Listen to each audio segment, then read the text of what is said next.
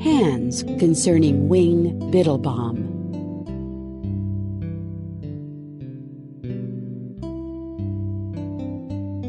Upon the half-decayed veranda of a small frame house that stood near the edge of a ravine near the town of Winesburg, Ohio, a fat little old man walked nervously up and down. Across a long field that had been seeded for clover, but that had produced only a dense crop of yellow mustard weeds, he could see the public highway, along which went a wagon filled with berry pickers returning from the fields. The berry pickers, youths and maidens, laughed and shouted boisterously. A boy clad in a blue shirt leaped from the wagon and attempted to drag after him one of the maidens, who screamed and protested shrilly. The feet of the boy in the road kicked up a cloud of dust that floated across the face of the departing sun. Over the long field came a thin, girlish voice. "Oh, you Wing Biddlebaum, comb your hair, it's falling into your eyes," commanded the voice to the man, who was bald and whose nervous little hands fiddled about the bare white forehead as though arranging a mass of tangled locks. Wing Biddlebaum, forever frightened and beset by a ghostly band of doubts, did not think of himself as in any way a part of the life of the town where he had lived for 20 years. Among all the people of Winesburg, but one had come close to him. With George Willard, son of Tom Willard, the proprietor of the new Willard House, he had formed something like a friendship. George Willard was the reporter on the Winesburg Eagle. Sometimes in the evenings he walked out along the highway to Wing Biddlebaum's house. Now, as the old man walked up and down on the veranda, his hands moving nervously about, he was hoping that George Willard would come and spend the evening with him. After the wagon containing the berry pickers had passed, he went across the field through the tall mustard weeds and, climbing a rail fence, peered anxiously along the road to the town. For a moment he stood thus, rubbing his hands together and looking up and down the road, and then, fear overcoming him, ran back to walk again upon the porch of his own house. In the presence of George Willard, Wing Biddlebaum, who for 20 years had been the town mystery, lost something of his timidity, and his shadowy personality, submerged in a sea of doubts, came forth to look at the world. With the young reporter at his side, he ventured into the light of day into Main Street or strode up and down on the rickety front porch of his own house, talking excitedly. The voice that had been low and trembling became shrill and loud. The bent figure straightened. With a kind of wriggle like a fish returned to the brook by the fisherman, Biddlebaum the silent began to talk, striving to put into words the ideas that had been accumulated by his mind during the long years of silence. Wing Biddlebaum talked much with his hands, the slender, expressive fingers forever active, forever striving to conceal themselves in his pockets or behind his back, came forth and became the piston rods of his machinery of expression. The story of Wing Biddlebaum is a story of hands. Their restless activity, like unto the beating of the wings of an imprisoned bird, had given him his name. Some obscure poet of the town had thought of it. The hands alarmed their owner. He wanted to keep them hidden away and looked with amazement at the quiet, inexpressive hands of other men who worked beside him in the fields or passed driving sleepy teams on country roads. When he talked to George Willard, Wing Biddlebaum closed his fists and beat with them on a table or on the walls of his house. The action made him more comfortable. If the desire to talk came to him when the two were walking in the fields, he sought out a stump or the top board of a fence, and with his hands pounding busily, talked with renewed ease. The story of Wing Biddlebaum's hands is worth a book in itself.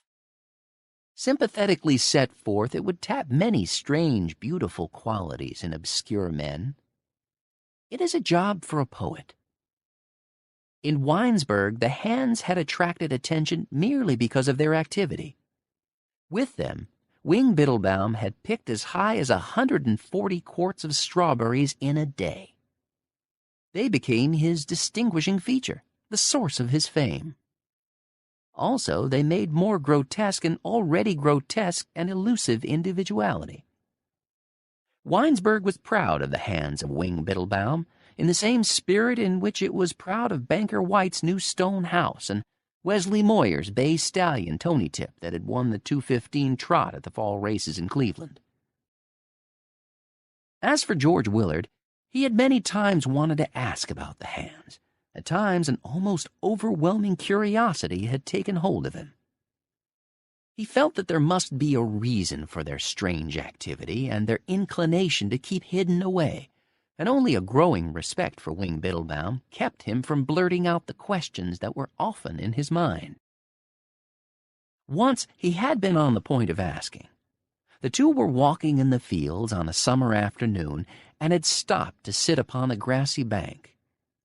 All afternoon Wing Biddlebaum had talked as one inspired. By a fence he had stopped and, beating like a giant woodpecker upon the top board, had shouted at George Willard, condemning his tendency to be much too influenced by the people about him. "You're destroying yourself. You have the inclination to be alone and to dream, and you're afraid of dreams. You want to be like the others in town here. You hear them talk and you try to imitate them." On the grassy bank, Wing Biddlebaum had tried again to drive his point home.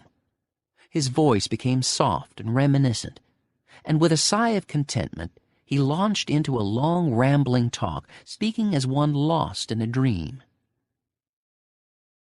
Out of the dream, Wing Biddlebaum made a picture for George Willard. In the picture, men lived again in a kind of pastoral golden age.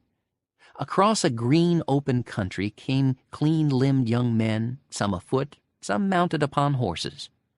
In crowds, the young men came to gather about the feet of an old man who sat beneath a tree in a tiny garden, and who talked to them. Wing Biddlebaum became wholly inspired. For once he forgot the hands. Slowly they stole forth and lay upon George Willard's shoulders. Something new and bold came into the voice that talked. Said the old man, "You must try to forget all you've learned. You must begin to dream. From this time on, you must shut your ears to the roaring of the voices." Pausing in his speech, Wing Biddlebaum looked long and earnestly at George Willard. His eyes glowed. Again he raised the hands to caress the boy, and then a look of horror swept over his face. With a convulsive movement of his body, Wing Biddlebaum sprang to his feet and thrust his hands deep into his trouser pockets. Tears came into his eyes. "I must be getting along home. I can talk no more with you." Without looking back, the old man had hurried down the hillside and across a meadow, leaving George Willard perplexed and frightened upon the grassy slope. With a shiver of dread, the boy arose and went along the road toward town. He thought, as he was touched by the memory of the terror he had seen in the man's eyes, "I'll not ask him about his hands. There's something wrong, but I don't want to know what it is. His hands have something to do with this fear of me and of everyone." And George Willard was right. Let us look briefly into the story of the hands. Perhaps our talking of them will arouse the poet who will tell the hidden wonder story of the influence for which the hands were but fluttering pennants of promise. In his youth, Wing Biddlebaum had been a school teacher in a town in Pennsylvania. He was not then known as Wing Biddlebaum, but went by the less euphonic name of Adolph Myers. As Adolph Myers, he was much loved by the boys of his school. Adolph Myers was meant by nature to be a teacher of youth. He was one of those rare, little-understood men who rule by a power so gentle that it passes as a lovable weakness. In their feeling for the boys under their charge, such men are not unlike the finer sort of women in their love for men. And yet that is but crudely stated. It needs the poet there. With the boys of his school, Adolph Myers had walked in the evening or had sat talking until dusk upon the schoolhouse steps, lost in a kind of dream. Here and there went his hands caressing the shoulders of the boys, playing about the tasseled heads.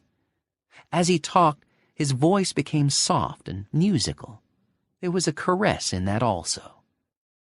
In a way, the voice and the hands, the stroking of the shoulders and the touching of the hair, were a part of the schoolmaster's effort to carry a dream into the young minds. By the caress that was in his fingers, he expressed himself. He was one of those men in whom the force that creates life is diffused, not centralized. Under the caress of his hands, doubt and disbelief went out of the minds of the boys, and they began also to dream. And then the tragedy. A half-witted boy of the school became enamored of the young master. In his bed at night, he imagined unspeakable things, and in the morning went forth to tell his dreams as facts. Strange, hideous accusations fell from his loose-hung lips. Through the Pennsylvania town went a shiver. Hidden, shadowy doubts that had been in men's minds concerning Adolph Myers were galvanized into beliefs. The tragedy did not linger. Trembling lads were jerked out of bed and questioned. One afternoon, a man of the town, Henry Bradford, who kept a saloon, came to the schoolhouse door. Calling Adolph Myers into the schoolyard, he began to beat him with his fists. As his hard knuckles beat down into the frightened face of the schoolmaster, his wrath became more and more terrible. Screaming with dismay, the children ran here and there like disturbed insects.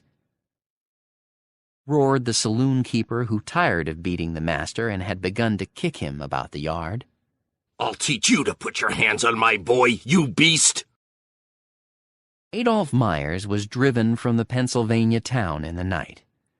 With lanterns in their hands, a dozen men came to the door of the house where he lived alone, and commanded that he dress and come forth. It was raining, and one of the men had a rope in his hands. They had intended to hang the schoolmaster, but something in his figure, so small, white, and pitiful, touched their hearts, and they let him escape. As he ran away into the darkness, they repented of their weakness, and ran after him, swearing and throwing sticks and great balls of soft mud at the figure that screamed and ran faster and faster into the darkness. For 20 years, Adolph Myers had lived alone in Winesburg. He was but 40, but looked 65. The name of Biddlebaum he got from a box of goods seen at a freight station as he hurried through an eastern Ohio town.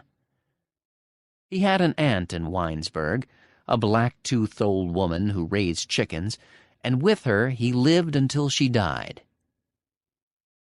He had been ill for a year after the experience in Pennsylvania, and after his recovery worked as a day laborer in the fields, going timidly about, striving to conceal his hands. Although he did not understand what had happened, he felt that the hands must be to blame. Again and again the fathers of the boys had talked of the hands. The saloon-keeper had roared, dancing with fury in the schoolhouse yard, "Keep your hands to yourself!" Upon the veranda of his house by the ravine, Wing Biddlebaum continued to walk up and down until the sun had disappeared and the road beyond the field was lost in the gray shadows. Going into his house, he cut slices of bread and spread honey upon them. When the rumble of the evening train that took away the express cars loaded with the day's harvest of berries had passed, and restored the silence of the summer night, he went again to walk upon the veranda. In the darkness he could not see the hands, and they became quiet. Although he still hungered for the presence of the boy, who was the medium through which he expressed his love of man, the hunger became again a part of his loneliness and his waiting. Lighting a lamp, Wing Biddlebaum washed the few dishes soiled by his simple meal, and, setting up a folding cot by the screen door that led to the porch, prepared to undress for the night. A few stray white breadcrumbs lay on the cleanly washed floor by the table. Putting the lamp upon the low stool, he began to pick up the crumbs, carrying them to his mouth one by one with unbelievable rapidity. In the dense blotch of light beneath the table, the kneeling figure looked like a priest engaged in some service of his church. The nervous, expressive fingers, flashing in and out of the light, might well have been mistaken for the fingers of the devotee, going swiftly through decade after decade of his rosary.